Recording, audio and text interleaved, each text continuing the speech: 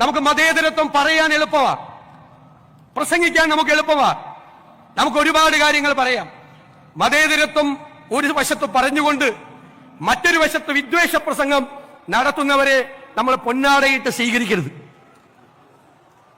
നമ്മൾ മതേതരത്തിനെതിരെ സംസാരിക്കുക, വേറൊരാളെ കൊണ്ട് വിദ്വേഷം പ്രസംഗിപ്പിക്കുക, പിറ്റേ ആഴ്ച അയാൾക്ക് പോയി പൊന്നാടയിടുക, അങ്ങനെ ചെയ്യരുത്.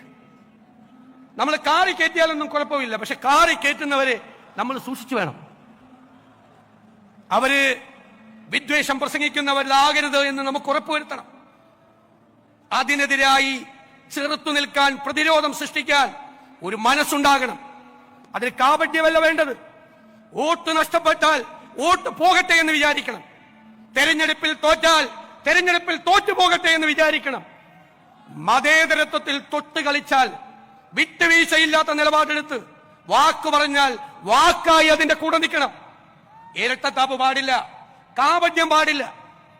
എനിക്ക് ഇവിടെ നിന്ന് നിങ്ങൾക്ക് തരാനുള്ള വാക്കതാണ്.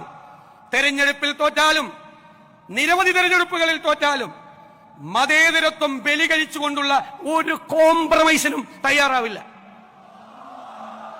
അതിനേക്കാൾ വലിയ വാക്ക് ഈ മഹാസമ്മേളനത്തിൽ വെച്ച് നൽകേണ്ടതില്ല.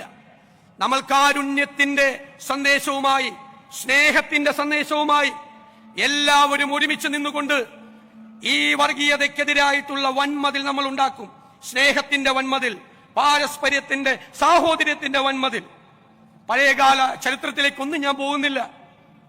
പഴയകാല ചരിത്രമൊക്കെ പറയാൻ പോയാൽ നമുക്ക് ഒരുപാട് കാര്യങ്ങൾ പറയേണ്ടി വരും. അത് ഈ വേദിയുടെ മഹത്വം. അതിനെ സ്പർശിക്കാൻ, അതിന് വെള്ളം ചേർക്കാൻ ഞാൻ ആഗ്രഹിക്കുന്നില്ല. ഞാൻ വേദിയിലും സദസ്സിലും ഇരിക്കുന്ന എല്ലാവരെയും അഭിവാദ്യം ചെയ്യുന്നു.